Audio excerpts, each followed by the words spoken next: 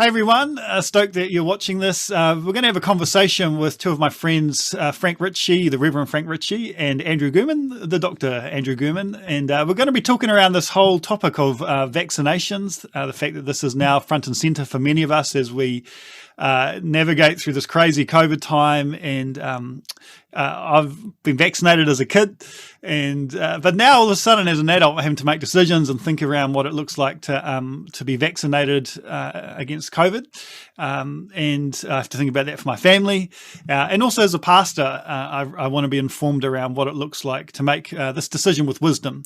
And so stoked to be joined by my two friends Andrew and Frank.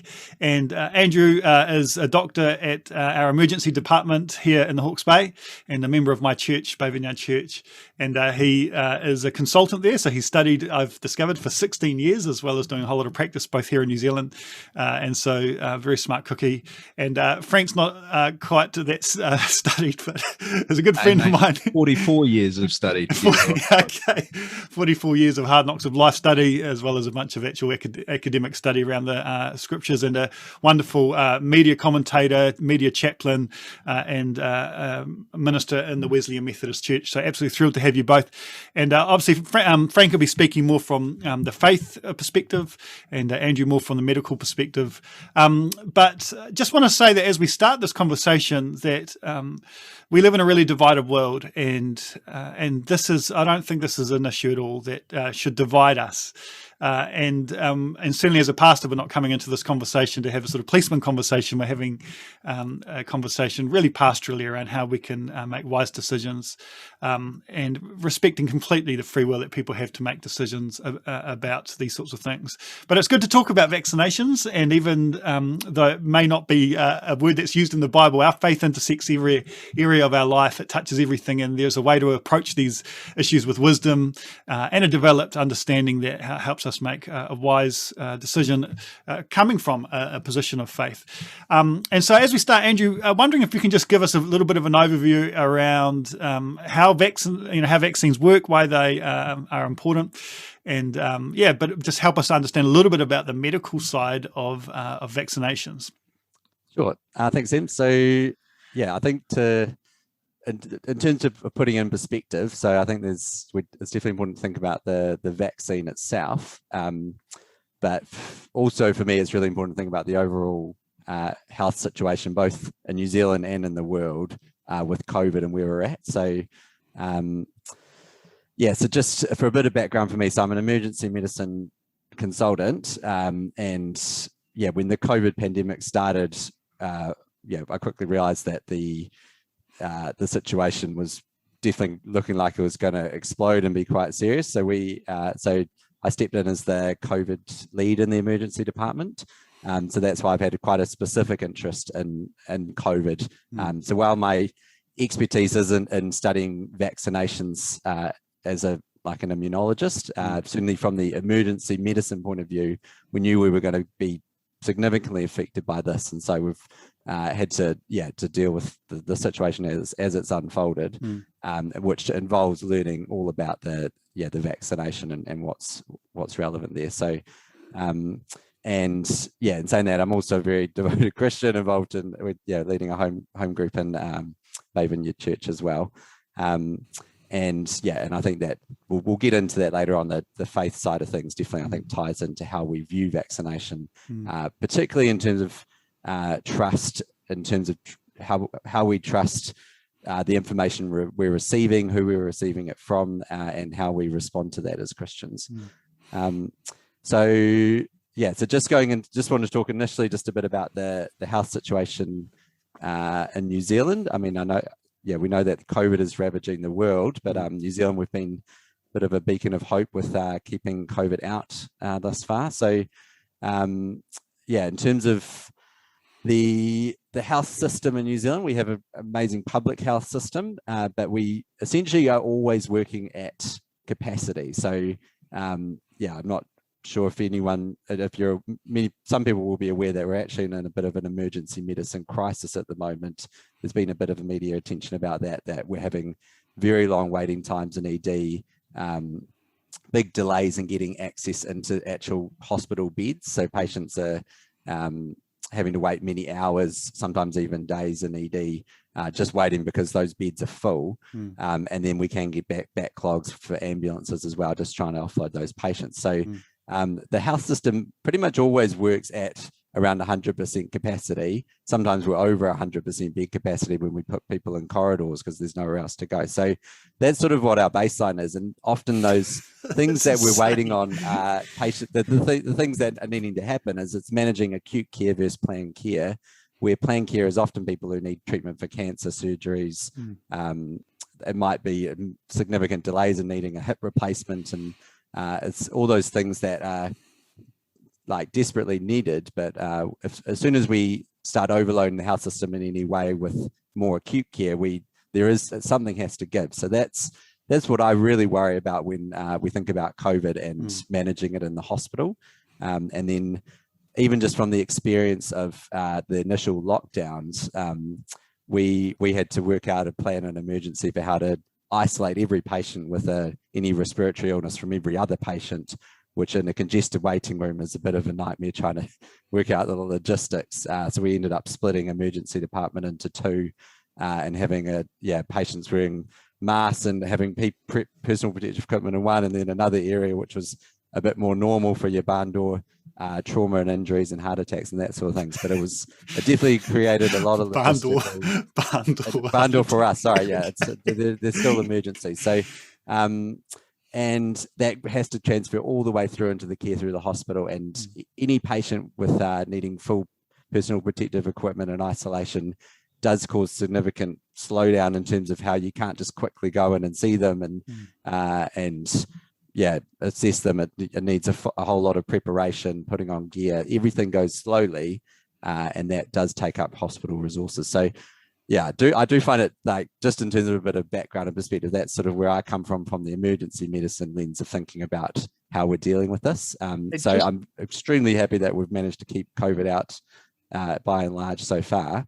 And then, just talking about I know your question was about the vaccine. So, but just sorry, back up to that. Like, so before, I mean, hindsight's great. We've done very well as a country. You must have been packing yourself, man. Like, yes, when you saw what was happening in Italy and in the early days of this whole thing. We were very worried. In the end, in Hawke's Bay, we actually came up with a plan where we actually moved the entire pediatrics ward out and moved them into the rehabilitation ward, moved the rehabilitation ward around into one of the hospital wards. And the main reason was so that we could have increased isolation room capacity, which is with children, they often need to be in a single room, and so that was literally the best place in the hospital. We had a whole lot of area where we could keep people separated from each other with respiratory illness. But we've reverted all that back. It was a huge logistical exercise even to do that, and we've made other plans now. But we were definitely very, very worried when COVID was in the community in New Zealand. And I think COVID could come back at any point. And the key thing, that the game changer has been this vaccine, which is, to me, almost a miracle that we've been able to make this vaccine so quickly with so much collaboration. And it is just, and I do think it is a completely, to me, it's a safe, well-researched vaccine that, I've already been fully vaccinated. I'm so happy about that, but I'm very concerned still about the rest of the population, because we only 5% of New Zealanders so far have been vaccinated, and we've still got a long way ahead to get Andrew, vaccinated. Rolling back to the whole idea of capacity, there's a lot of talk that goes on about how many people contract COVID and then get over it fairly quickly. And so then you get your people arguing that it's not too much different from the flu. From what I can see, one of the problems here is the rate at which it spreads. So sure, it may not kill everybody who gets it, but the fact that it comes on so quickly would cause a huge run on our hospitals, which you've already said are working at capacity. And now if they're working at capacity and then they go over capacity, their ability to treat those patients and then everybody else is diminished significantly. So one of the problems here is just the rate at which COVID spreads would cause a health crisis. Yes, and I think that's the key things with the COVID itself. With no precautions, each person who gets it will spread it to, on average, between 2 to 4 people. Some people will spread it to much more than 4 people, and some people won't spread it to anyone at all, but the average is between 2 to 4. So, and then the other side of it is that if you have a completely immune naive, so no immune response to COVID population, then everyone is susceptible, and they're all susceptible all at once. And that's what the real worry is with this, with it being a whole new virus. No one has immunity. The only immunity people get is from a vaccination, or possibly from having had a previous infection. But even that doesn't 100% protect you. So it's the fact that if it starts spreading, and every person who gets it gives it to between 2 to 4 other people, those people then give it to another 2 to 4 other people. Very quickly, it can escalate out of control, where it is spreading widespread in the community exponentially. And then you're right that a good proportion won't need hospital care. So between like 20 to 15% actually need to be seen in hospital and may need some oxygen. And then, but then the ones of that, if we give a huge, if that proportion of the population needs to be in hospital at once, the hospital is not ready for that. There's not enough beds, and that's what we're seeing in India at the moment. Is people cannot get in any ability to get a bed in a hospital or even get enough oxygen, and that's where everything gets overwhelmed. So before that, and more likely in New Zealand, would be that we need to start diverting resources away from, most likely would be elective procedures. So whether that's elective surgery or outpatient appointments. So yeah, Canterbury DHB, during the initial lockdowns in New Zealand, they deferred 11,296 outpatient appointments and 1,155 elective surgeries. That was just from our initial lockdowns in New Zealand, and that was just in Canterbury. So you can see how there's a whole lot of, there's a kind of cascade. There's kind of like a domino effect on all sorts of stuff. Exactly, and you never quite catch up on that. That it more just shifts the bar, and that the people that bear the burden of the population, the people who are getting sick, and those are people we know who need specialist appointments, who need surgery, who are waiting at the moment, and or even ourselves in the future, because the health system still has to do all that work, and it's just that you need to be that much more severe to get the care that you need. So you mentioned almost in passing, like you trust this vaccine. You've been vaccinated obviously on the front lines, and so you've been vaccinated with. So tell me why that is, and again, just a little brief kind of thing of like, how does the vaccine work in terms of like, am I infecting myself with a bit of COVID, or how does the whole thing work? Yeah, and why do you trust it so much? So it's this current vaccine, I think the people have been concerned that it's a new type of vaccine. So it's something called an mRNA vaccine, which is, the M stands for messenger, and it is essentially, it's a very precise targeted message that is being delivered just to tell our cells only to produce this one protein, the spike protein. So COVID has 29 different proteins. All this vaccine does is send a specific message to our cells to make this one protein, and that's the protein that our immune system can then recognize to build the immune response it needs to stop COVID if you actually are exposed to it. So, so the vaccine has nothing to do with injecting anything to do with COVID vaccines. Some vaccines do use a dead or inactivated virus, and those have been historically, and some of the vaccines we still use today are using those sort of vaccines, where you do then have to be careful if someone's got a lowered immunity, that you're not giving them a virus, even if it is being completely incapacitated. Those ones you do have to be careful about, someone, say if they're on chemotherapy. But this vaccine is one that it doesn't contain anything to do with the actual COVID virus, apart from just a message telling your cells to make a protein that then stimulates that immune response.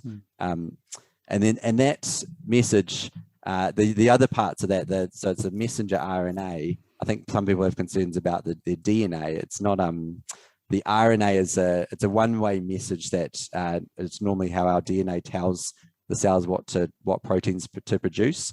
but that message can't go backwards. The DNA is in a different part of the cell, protected by the cell nucleus membrane, and essentially it's a one-way message system that is just telling your cell to make this one protein so you stimulate immune response. So it's actually a very ingenious and exciting way of doing a vaccine, and much more targeted even than what we've seen previously. In terms of the safety, so it's, I mean, it has had massive collaboration because of the severity of the pandemic. So yeah, we've seen, I think all of the safety tests that normally go for any medicine and have occurred.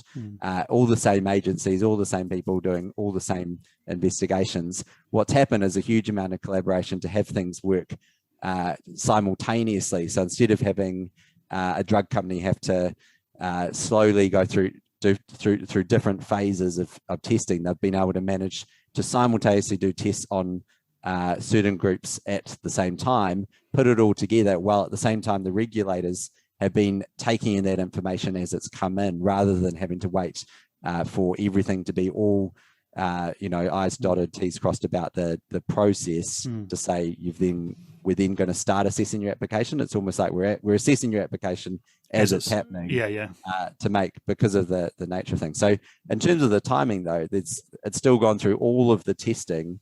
The Pfizer vaccine was on, I think it was 48,000 on the initial people on the initial testing, and then it's been given to millions and millions of people with the most intensive drug monitoring that's ever happened, and we've not found any significant long-term adverse side effects or problems with it. So to me, it's had the most rigorous testing that any medicine gets. Is it fair to say, Andrew, that there is, based on that and how the processes have played out magnificently, that in normal vaccine development up until this point, is it fair to say that there's been a lot of wasted time? Because what I see and what you've just said is a whole lot of downtime has been, and I remember Francis Collins mentioning this, there's a whole lot of downtime that has been pulled out of. They looked at where the downtime was, they've pulled that out, and this process is just a more efficient way of doing exactly the same thing. You could see it like that. I guess it's all about resources, isn't it? Because the regulators, from a regulator's point of view, they'd rather have a completed everything application whether they can then start the process.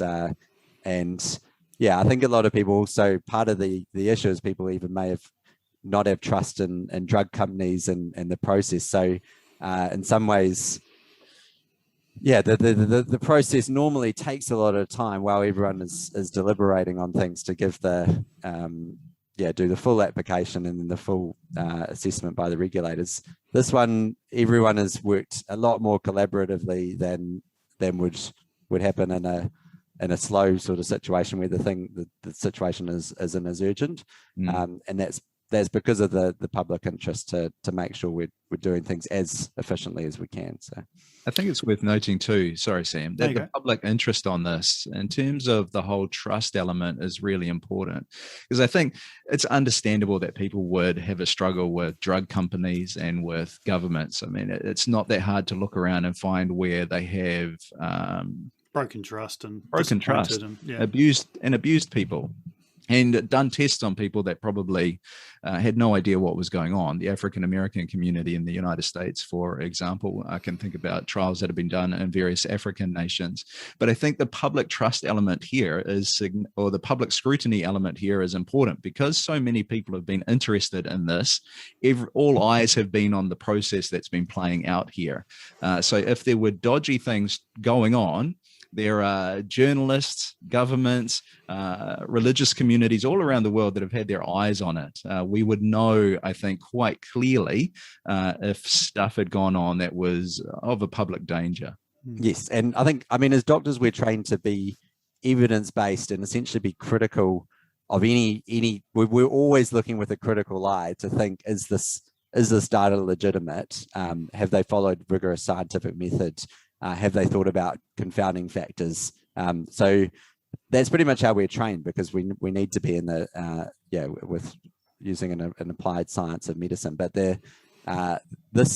particularly these vaccines, like I don't think there's anything controversial about how they've been set up or how they've been studied. To me, this is the most studied, the most well documented, well looked into, well investigated medicine ever created, because every eye is on it and every doctor. And if there's if there's a sniff of anything wrong, then everyone is looking at it immediately because we need to know. So in terms of the process, I think it's a very, very robust process. So Andrew, you've actually had, have you had both jabs? Because I know you're going to have two, so you've had both. Could you want to just tell, what was that like? Did you experience side effects? What should we expect when we do, if we choose to have the jab? What's that going to be like? So I've had both the Pfizer jabs, and I was one of the first doctors to get it, being on the front line, which was good.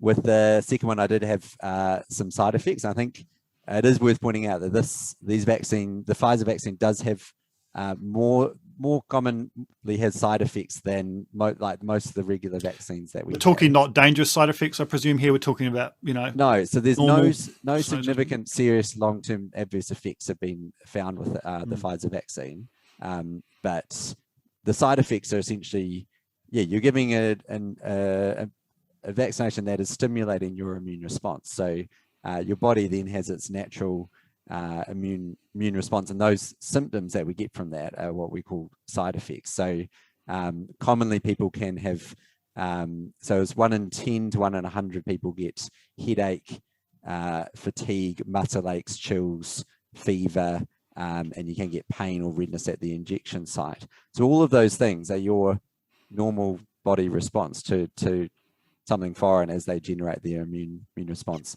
You wouldn't want to vaccinate too many doctors all on the same day then. Well, Andrew, I think we mentioned before, so I'll tell you, so we did, with emergency, we did vaccinate, pretty much all of our staff or half our staff on one day. And then there were a lot of people working the next day did feel a bit under the weather with their immune response going on. Right. It all only lasted sort of 24, 48 hours, but that is the response the vaccine's trying to create. So it is worth pointing out that is a common thing. It doesn't mean you're getting COVID. There is no COVID in the vaccine. All it is a message to tell your proteins to make that one protein which your body creates an immune response to. So there is absolutely no way to catch COVID from the vaccine, but there is, you can expect to have an immune response from the vaccine, and that is normal.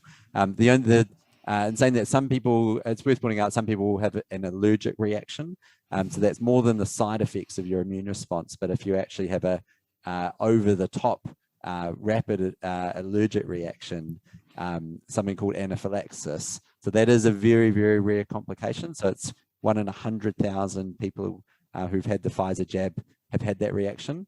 That reaction is easily treatable. So we deal with anaphylaxis all the time in ED, and you can have it to, people get it to bee stings or peanuts depending on their genetics. But for whatever reason, some 1 in 100,000 people will have an allergic reaction where their immune system just goes a bit hyper in response to it, and that is very normal to have a sort of, to feel a bit rats the next day. That's very normal, And with the anaphylaxis, that's it comes on very quickly. So that's why everyone getting the vaccine is observed for 20 minutes minimum afterwards. And that, if you're going to develop anaphylaxis, you will definitely develop it within that time frame. And then there is everywhere that the vaccine's been given, there's readily available treatment to treat them immediately. So so I've not seen that with anyone in the hospital that's had it, but it's always a possibility with any medication. It's much more common with other medicines than this vaccine.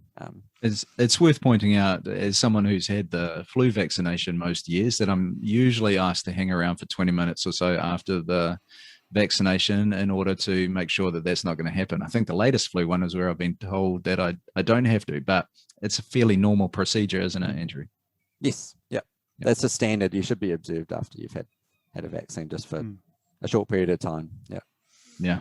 It's worth pointing out too here that the government sensitivity to a lot of this stuff, I think there's a lot of people who understandably think that governments are trying to control, that they're a bit cavalier with people's lives, that they don't really care.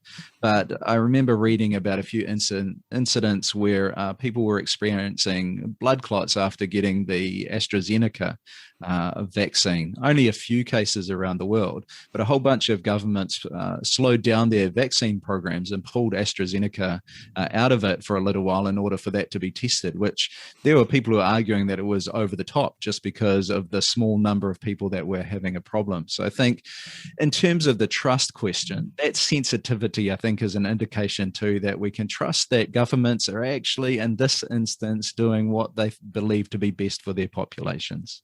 Yes, and just worth pointing out, the Pfizer vaccine we have in New Zealand doesn't have any association with blood clots. That was the AstraZeneca and the Johnson vaccines, and that's thought to be due just from the they use an inactivated viral vector as the means to deliver the vaccine, and then it's some people will react to the fact that there's this an inactivated virus that's been used to deliver it.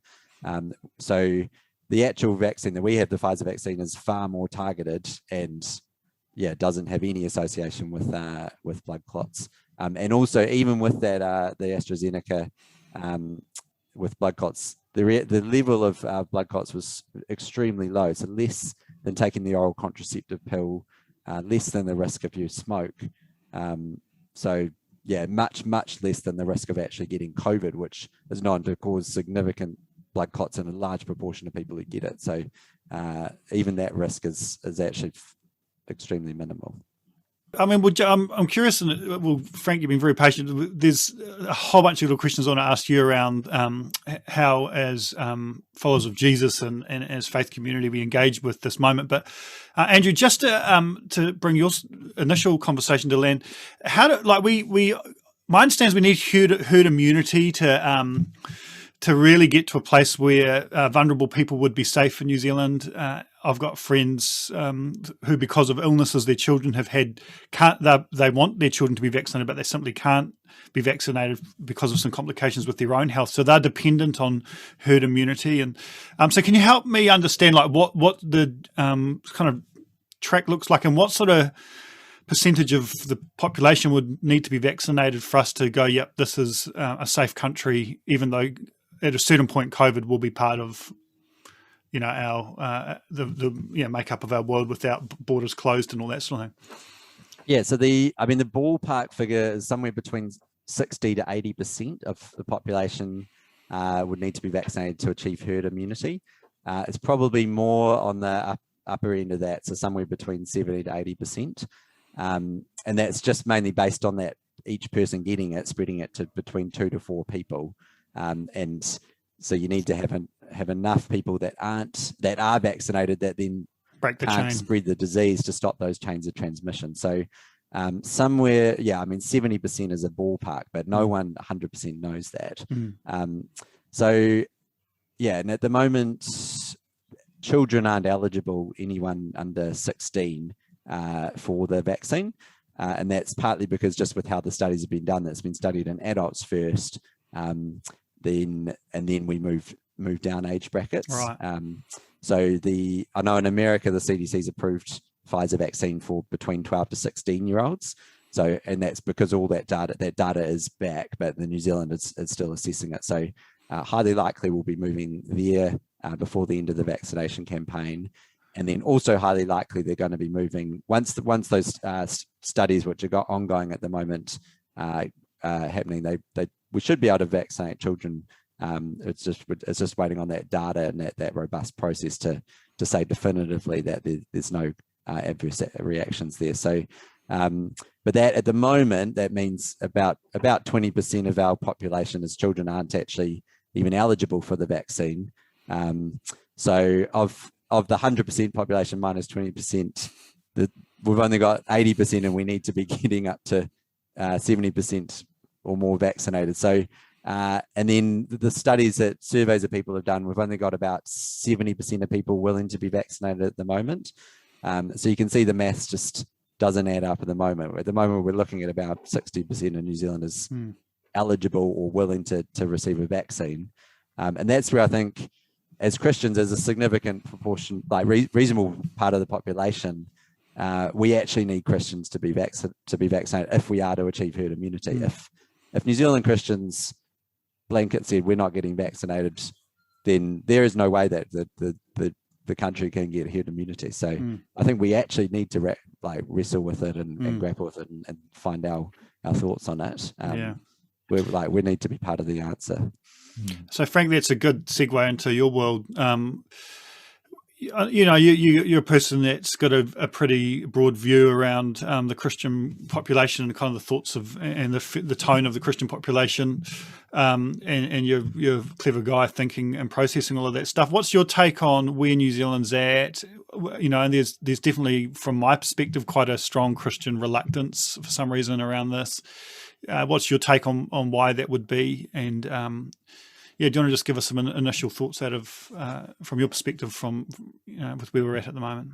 Yeah, I think there is clearly a reluctance. It's not the entire Christian community, so I think we need to be careful around that. I actually think the majority of the Christian community is okay with this, but social media can skew how that's perceived. But there are people who quite understandably have fears and questions. I mean, it's when we talk about trust, it's hard to pass through information when you've got information coming at you all the time, and some of it's coming from voices that you trust, and then you're getting conflicting narratives. And when you're getting conflicting narratives, then you've got some big questions about who you listen to. And I think based on conversations that have happened in the past around the nature of science, the nature of governments, some people's understandings about how the church relates to governments, how the church relates to scientists, how we understand things like our eschatology, how we think the world is going to play out, is probably going to have an impact on how you listen to things like this and how you see them going on. So I think there are serious discussions that need to go on over the coming months within the Christian community to address some of those fears and to ask those questions that have been put on the table. Who do we trust? And why do we trust them? And is the information that's been put before us from the experts in the fields when it comes to this, is that trustworthy? And I would hope to see more people feeling confident about to have those conversations. So I think one of the fears that we have is because these things can get so vocal and so almost violent in the rhetoric, people back away from having the conversation because they're worried about what's going to come back at them if they even raise the issue. So I think we need to get to a place where we take some of the heat out of the conversation and just start having reasonable discussions. So what would what are you hearing in your conversations around what the kind of 2 or 3 key perspectives would be around why people be reluctant to be vaccinated? Like, have you had some yarns, those very yarns you're talking about, that would be like, okay, I understand where you're coming from about why you'd be reluctant to roll up your sleeves and get a jab? Yeah, I think Andrew's done a really good job of addressing one of those, and that's the legitimacy of the testing of these vaccines. There's a lot of people who feel like this has been done fast, and so they don't trust it. There's a sense too from some of those people that New Zealand is like a guinea pig. They've been fed this narrative that on a whole lot of stuff, New Zealand is a guinea pig. And I think from what we've just heard, we could conclude that that's just not the case, especially since there are countries now who are well ahead of us on the vaccination process. Before many of us are getting the jab, millions of people around the world have already had the jab. And so we've been able to see how the vaccination has played out for a lot of those people. So there's that. One of the things I'd love to address here, and Andrew will be probably better qualified to explain this a little bit, is the discussion around the use of historical cell lines from aborted fetuses. I know that for many people, they're facing a moral issue in relation to that and what we do with that. Now, I can speak to some of the ethics of that, but it's probably worthwhile understanding how that issue relates to the Pfizer vaccine in particular that our country is taking. So, Andrew, do you feel able to speak into that? So yeah, so from what I've looked into, so the Pfizer vaccine, I guess the key things are there's no aborted cells in it, or aborted fetal parts. There is a link, and so I think people are legitimate, like need to do as Christians should be thinking about it. The link is, so back in about 50 years ago in the Netherlands, there was possibly an aborted fetus.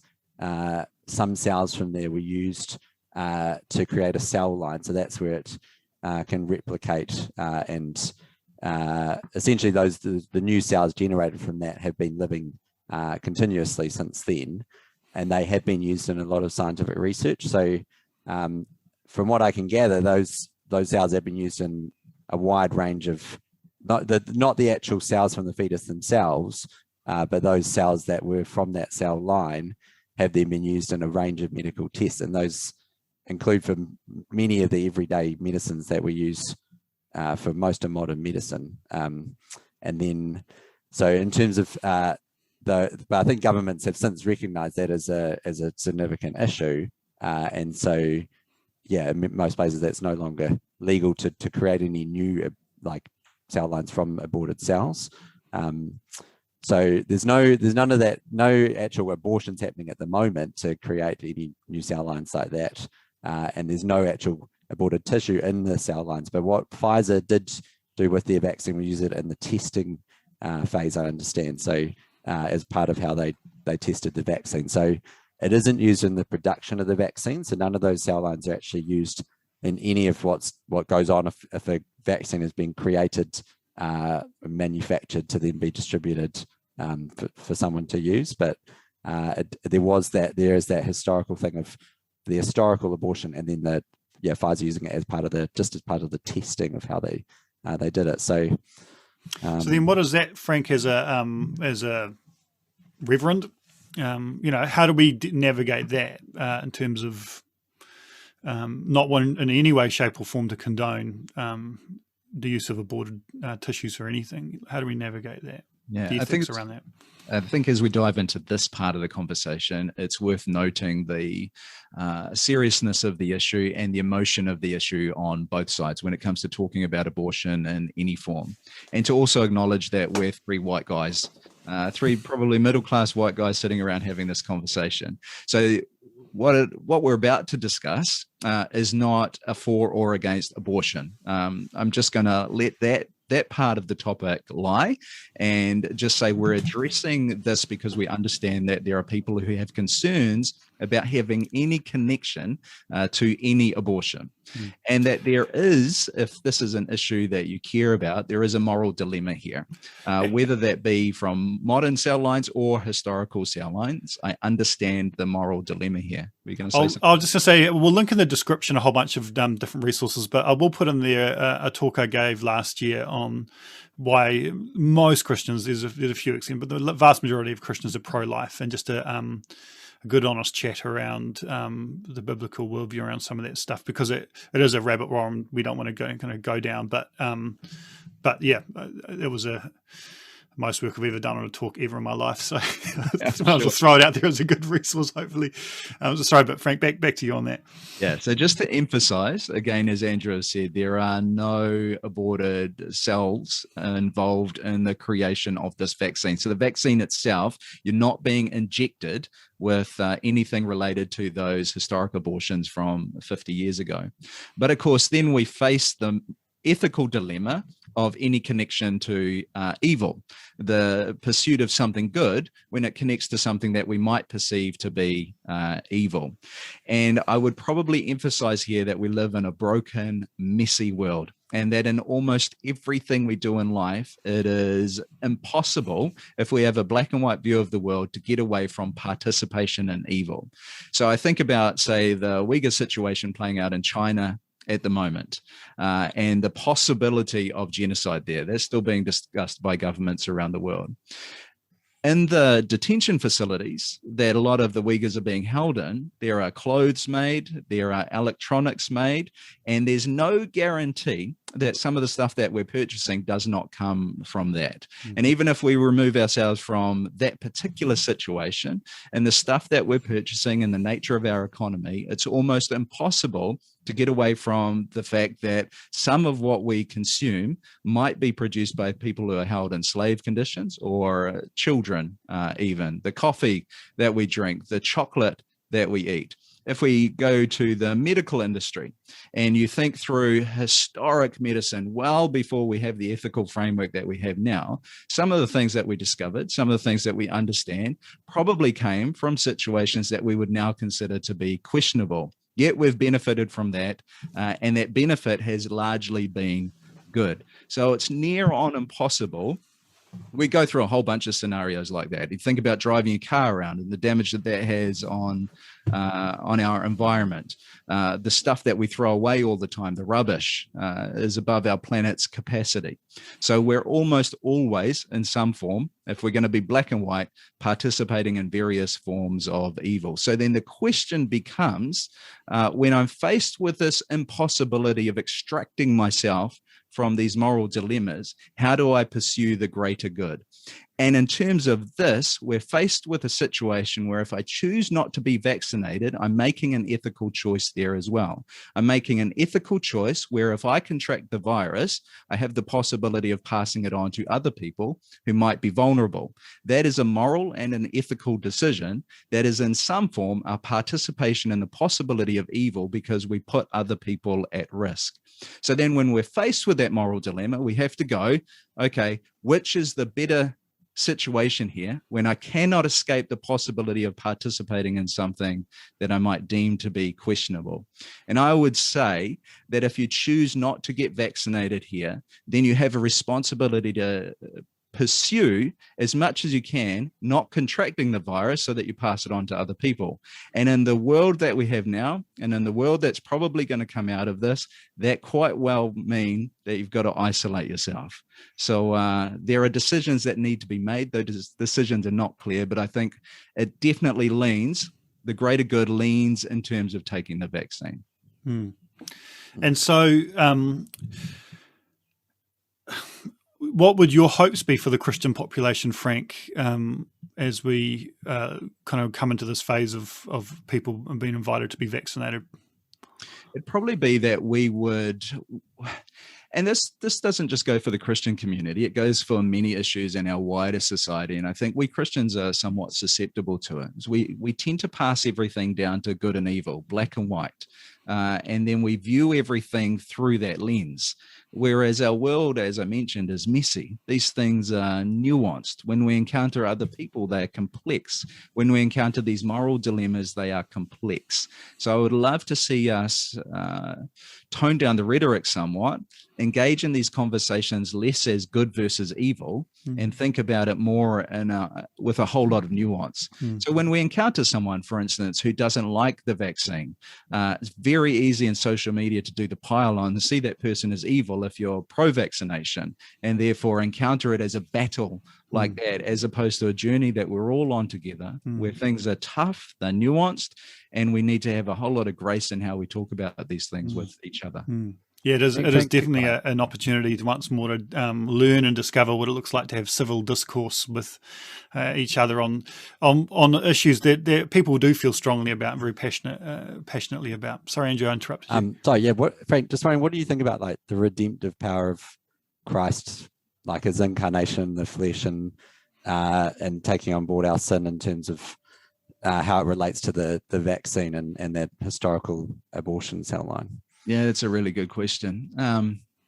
John Wesley, in one of his sermons, talks about how we will be, to take the nature of the cross out of the question for just for a second, he talks about how we will be judged based upon the grace that we have been given. So with the information that I have in front of me and the decisions that I've made, that's what I'll be judged based on that. But you throw Jesus into the equation, there's a whole lot more grace. Jesus is the master of my life. Jesus is the authority and the final authority. I still need to make decisions based on what I think it means to follow Jesus. So at the end of the day, if I do inject myself, if I allow a doctor to inject me rather than injecting myself. What are we talking about here, Frank? Are we still talking vaccinations, brother? If I do go down the path of getting the vaccination, which I will, then it would be a weak cross and a sorry God, in my humble opinion, if that meant that our relationship with each other was destroyed, that I would get to death and judgment and whatever that looks like, and he goes, you did submit, you said yes to me, you invited me into your life, you did your best to work out what that looks like, you trusted in my grace, but you got that jab. I just trust God's grace a whole lot more than that. And that plays out in a number of areas of my life. I remember there was this thing that was around when I first got serious about my faith called spiritual mapping. And there was this idea that you'd investigate town and your own life, and you'd find all the places where things could have gone on that need prayer and God to overcome those things. And if you didn't, then there was going to be lingering stuff.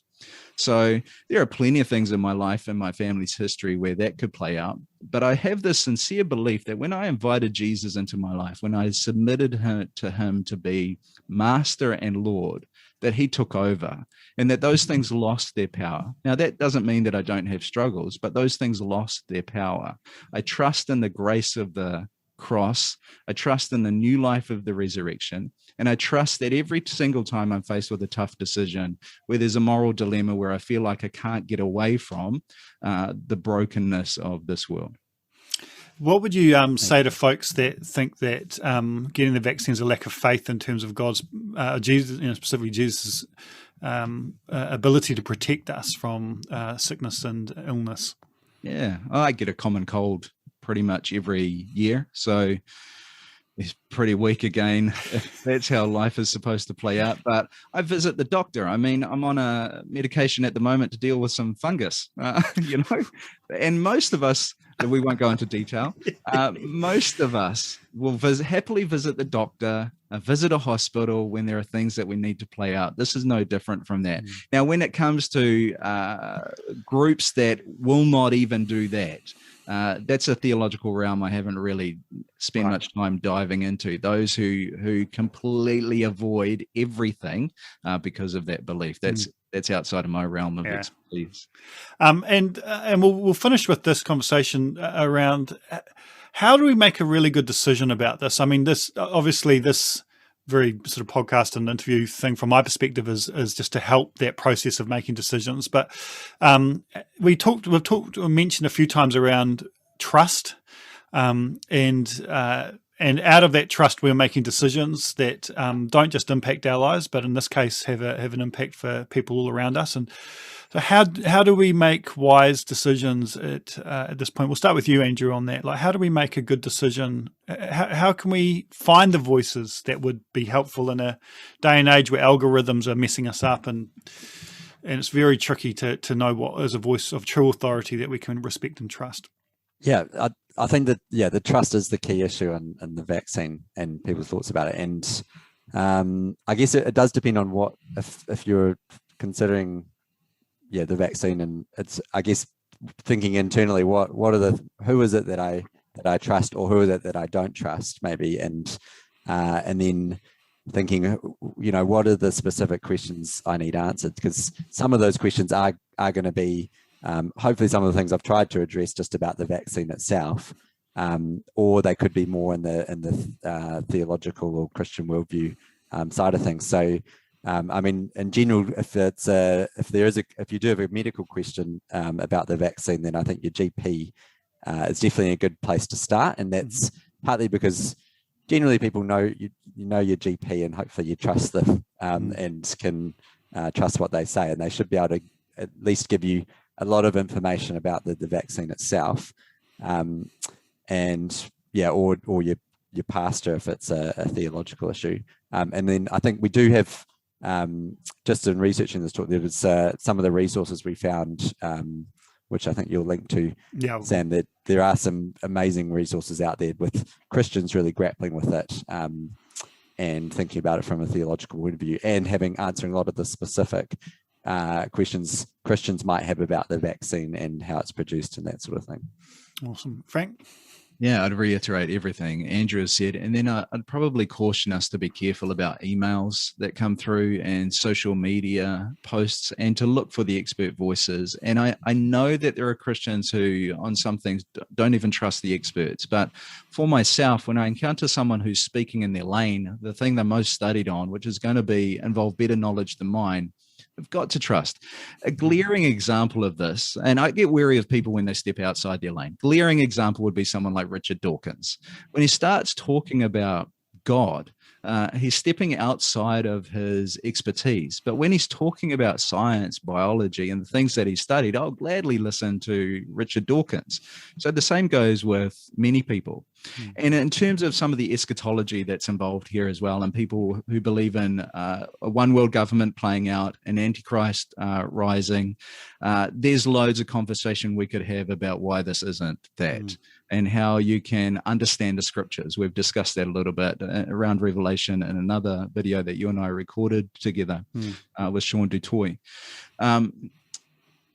So look for the experts. And in New Zealand, we actually have some great experts who are people of faith. I think about Jen Russell, my friend who's an immunologist and works in pediatrics. She's amazing, totally submitted to Jesus, a strong, solid faith, and thinks that the vaccine is the way forward.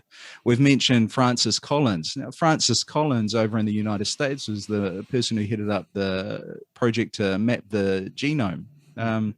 Amazing man of faith.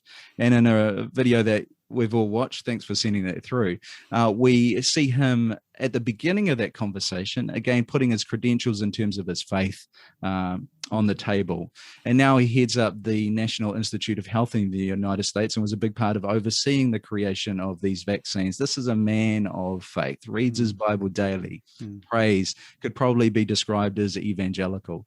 So I think looking for those voices and not giving into the fear and the distrust. And when the distrust does arise, scrutinizing that and really asking some questions about where that's coming from and whether that's valid, rather than just going down the trails that give into that distrust. And is Dr. Ashley Bloomfield, my understanding, he's a man of faith as well, is that correct? Yep. And David Parker, the minister who was first overseeing a bunch of this, is a man of faith as well. That's amazing. So there are loads of Christians who have been at the forefront of responding to this issue. And I think, just to throw my 5 cents in as well, that there's always going to be one or two outliers or people that are experts in a particular field that will disagree or have another perspective. And they're often the ones that get really amplified with people that are very resistant. So people would push back and say, oh, no, it is an expert that I'm getting my information from. And I've sort of come to this place of going, I think actually it's also about the consensus amongst the experts. It's the consensus amongst the tribe of people in that particular field. Because there has been, sort of people that have gone, in my opinion, a bit rogue or a bit out there, and but they would be perceived as an expert in a particular field. So I think there's also a thing of just making sure this is consensus is a really good thing when it comes to making decisions based on trust on some of that stuff. So I can definitely say the consensus from doctors has been overwhelmingly the vaccine is safe, and everyone has been desperate to get the vaccine. So we've almost had more had arguments of different parts of the hospital being upset they weren't in the first priority because they weren't the first frontline to get the vaccine, and that we've been having to deal with that side of things, because from the medical establishment, everyone has very much been desperate to get it. So we've had, we've got past that because we've managed to vaccinate that way. But certainly that would be the consensus from all the doctors that I know. So. Just on thinking about this too, I'd separate out the political discussion from the medical discussion. I've been supportive of how our government has approached this up until this point, but it is valid to politically disagree and to think I would have supported that party and how they would have done it. That's completely okay. And to quibble over budgets and how money is spent and exactly how the politics rolls out, the politicians are rolling off what they're hearing from experts and making the best decisions they can on the fly with what's available to them. But it is entirely valid to disagree. So I think we need to, in some of these instances, separate out what governments are doing versus the medical discussion.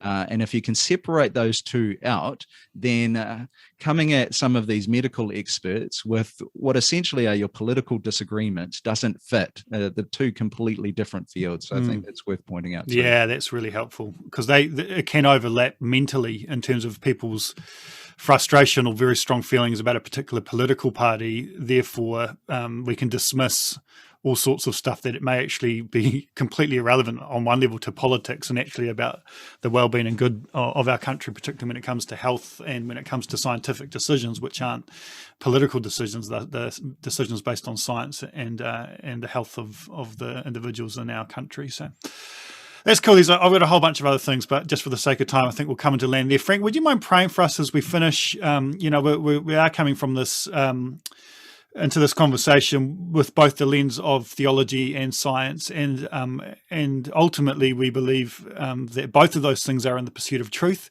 and beautifully we worship the one who and follow the one who called himself the truth. And so, Frank, would you just pray for us as we finish? And thank you both enormously for your time and for your expertise and for this really stimulating conversation. But Frank, I'll hand it over to you as we close. All right, let's pray. Almighty God, we thank you for your beautiful creation and for the love that you have of humanity within your creation. We recognize that your spirit has never vacated the premises, that you have always been active within your creation, wooing it back to yourself and moving it towards reconciliation. We acknowledge, though, that we exist within brokenness and that there are things like this that go on in the world that sometimes are hard to understand, and that in these times we thank you for the creativity, the problem solving, and the cooperation you have gifted us with to be able to solve some of these problems. We ask for wisdom. We ask for wisdom in ourselves as we assess the information and make decisions. We ask for wisdom in our leaders, both those who acknowledge you and those who don't acknowledge you. We ask that as they pursue what's best, that in either case, it would be your wisdom that is influencing them. And we think about the conversations that we can have from here on. No matter what side of we find ourselves in this debate, grant us grace, grant us calm, grant us the ability to love others as you love them, and not to see this as a fight where we're facing off against other people who are evil, but as a steering of a ship that we're all in together in some way as those waves buffet us. May your grace be with us. In the name of the Father, the Son, and the Holy Spirit. Amen.